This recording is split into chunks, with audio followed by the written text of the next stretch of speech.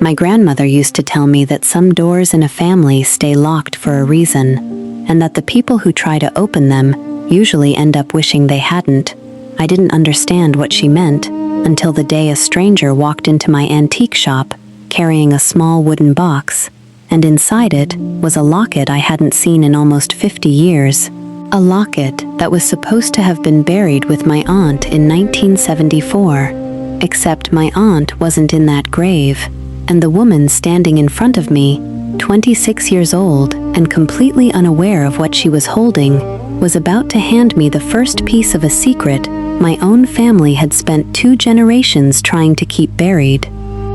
Before we dive deeper, let us know in the comments where you're watching from. We'd love to hear from you. And don't forget to hit that subscribe button so you never miss any of our upcoming videos. My name is Nora Whitfield. I run a small consignment and antique shop on a quiet street in Savannah, Georgia, the kind of place where people bring in their parents' and grandparents' belongings after a funeral, hoping a stranger will pay a fair price for what they can't bear to keep and can't bring themselves to throw away. That's how Maya Caro came to be standing across my counter that Tuesday morning, holding a box that had belonged to her grandmother, a woman named Ruth, who had passed away 3 weeks earlier. 3 questions sat in my chest the moment I saw that locket. Why did a woman who died in 1974, and whose funeral I attended as a girl, have a granddaughter selling her jewelry 50 years later? Who was Ruth, actually? Because she was not the woman lying in my family's cemetery plot. And what had my own grandfather done, all those decades ago, that made it necessary for someone to disappear? To understand why that locket stopped my hands cold, you have to understand what my family told me growing up. My Aunt Vivian was my grandmother's younger sister, and by every account I'd ever heard, she was beautiful, sharp-tongued, and completely unwilling to play the role a woman was supposed to play in 1970s Savannah society. My grandfather, Harold Whitfield, ran the largest shipping ledger business on the coast, and appearances mattered to him more than almost anything. My grandmother rarely spoke about Vivian. When she did, her voice would go flat, careful, the way people talk when they're reciting a story rather than remembering one. The official version was simple. Vivian had a car accident on a rain-soaked road outside the city in the spring of 1974. She was 28. There was a small funeral, a modest headstone, and after that, her name mostly disappeared from our family's conversations, the way certain names do when the people left behind have decided it hurts less to stop saying them out loud. I grew up with a single photograph of her on my grandmother's mantle, a laughing young woman in a yellow dress, and that was the whole of what I knew. Grandmother's exact words to me, the summer I was 14, and asked too many questions about the photograph. Some doors stay locked, Nora. Not because there's nothing behind them, but because what's behind them isn't yours to carry. I never forgot that sentence. I just didn't know, until Maya walked into my shop, that I was about to be handed the key anyway. Maya herself knew almost nothing. She'd been raised primarily by Ruth, her grandmother, a private, guarded woman who moved the two of them between small towns in Georgia and South Carolina more times than Maya could count as a child. Ruth never spoke about a husband, never mentioned other family, never explained why she flinched at loud knocks on the door.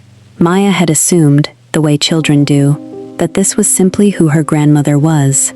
It wasn't until Ruth passed, and Maya began going through her things, that small inconsistencies started surfacing. A birth certificate with a name that didn't match anything else in the house, a rent receipt from Savannah dated decades before Maya believed her grandmother had ever set foot there, and the locket, engraved on the inside with 2 initials that meant nothing to Maya at all, V.W., Vivian Whitfield.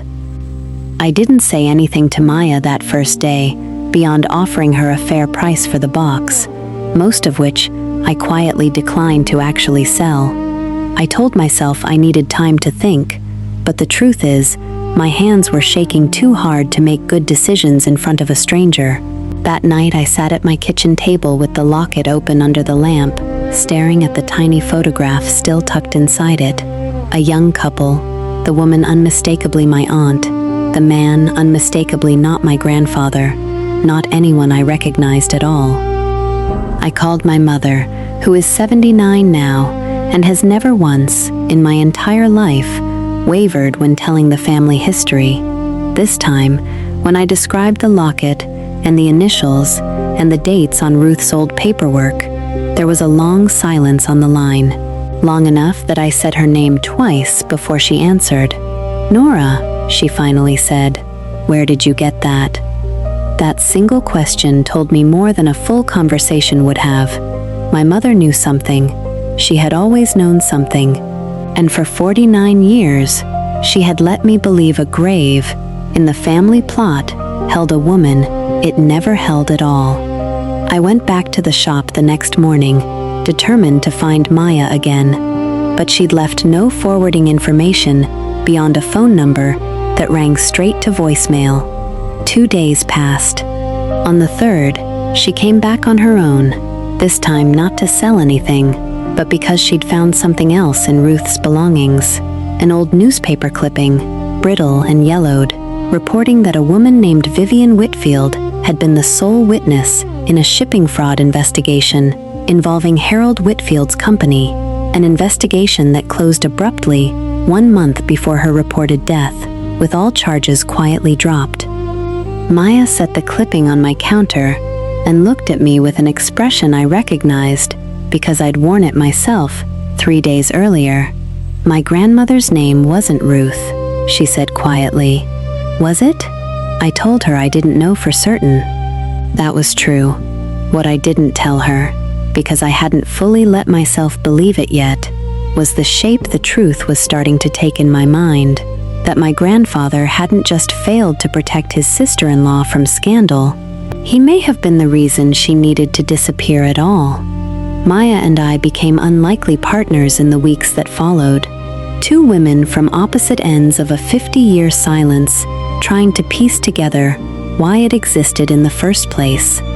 We started at the county records office, where a clerk who'd worked there for 30 years helped us track the original accident report from 1974. There was no accident report.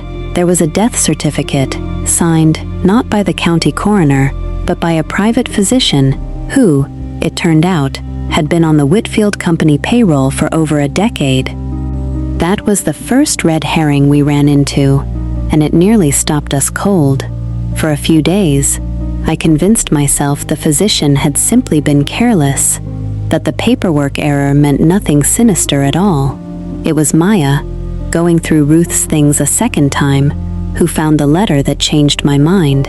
It was addressed to no one, written in handwriting the county clerk later confirmed matched Vivian's signature on old business documents, dated 2 weeks before her supposed death. If you are reading this, it means I did not survive what your father decided I needed to survive.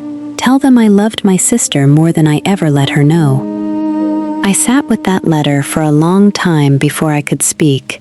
My grandfather had not simply let his sister-in-law disappear to protect the family's reputation during a fraud investigation. Vivian had believed, in her own handwriting, that her life was actually in danger because of what she knew.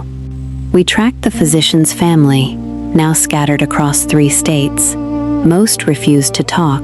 One did not. His daughter, an elderly woman herself now, remembered her father coming home shaken the week of the accident, refusing to discuss his work, and moving the family to Charleston within the year.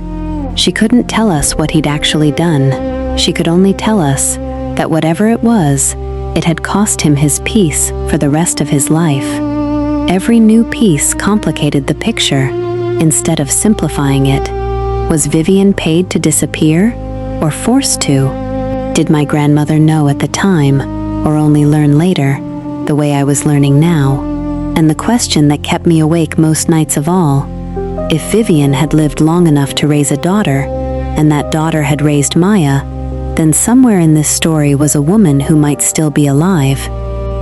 The answer came from the last place either of us expected.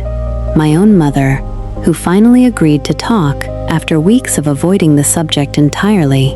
We sat in her sunroom on a Sunday afternoon, and she told me a story she had carried alone since she was 20 years old. Vivian had not died in 1974. She had been given a choice by my grandfather, delivered not directly, but through intermediaries: leave Savannah permanently, take a new identity, and never contact the family again, or be dragged into a fraud investigation that Harold Whitfield had arranged to make look like it implicated her, not him. My grandmother, my mother said, had known the truth within a year and had spent the rest of her marriage unable to forgive her husband for it, though she never found the courage to leave him or to tell anyone what she knew. The one time she nearly told my mother, decades later, she stopped herself and said only, "Some doors stay locked." Vivian had taken the name Ruth. She had married, had a daughter of her own, and eventually, that daughter had a daughter, Maya.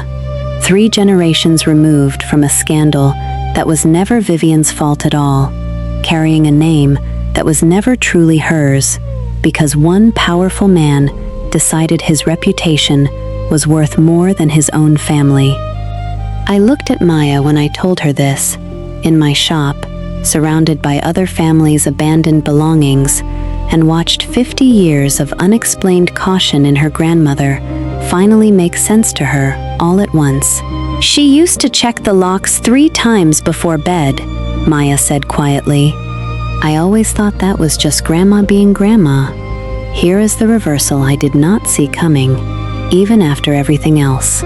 When we finally located the county's sealed 1974 investigation file, unsealed now after 50 years, it wasn't Vivian's name at the center of the fraud at all. It was my grandfather's, in his own handwriting, in a signed confession he had apparently drafted and never sent, written the same week Vivian disappeared, as though some part of him had intended to take responsibility and lost his nerve at the very last moment. He'd let an innocent woman vanish rather than face what he'd actually done, and he had carried that unsent confession in a private safe deposit box for the rest of his life, where it sat untouched until Maya and I found it. I don't know if that makes him a monster or simply a coward who ran out of time to become something better. I've thought about it more than almost anything else in my life since. What I do know is that Maya and I are cousins, 3 generations apart from Vivian, bound by a secret neither of us asked to inherit. We visited the real grave marker together last month, a modest stone under Vivian's true name that Maya arranged herself, and stood there in silence for a long time before either of us spoke. I think about my grandmother's warning often now, that some doors stay locked because what's behind them isn't yours to carry. I understand what she meant. I'm just not sure I agree with her anymore. Some doors, I think, need to be opened, even 50 years too late, even when what's behind them breaks your heart a little, because the alternative is letting a woman disappear twice, once from her family and once from the truth. What would you have done in my place? Would you have opened that door, knowing what it might cost your family's peace? Or would you have left it locked, the way my grandmother did for 50 years? Let me know down in the comments. Thank you so much for staying with me through Nora and Maya's story. If this one moved you, I'd love to know which moment stayed with you the longest. The locket, the letter, or the confession that was never sent. Tell me in the comments. I read every single one. And if you haven't already, take a second to subscribe so you're here for the next hidden family story we uncover together. Trust me, this one is going to stay with you.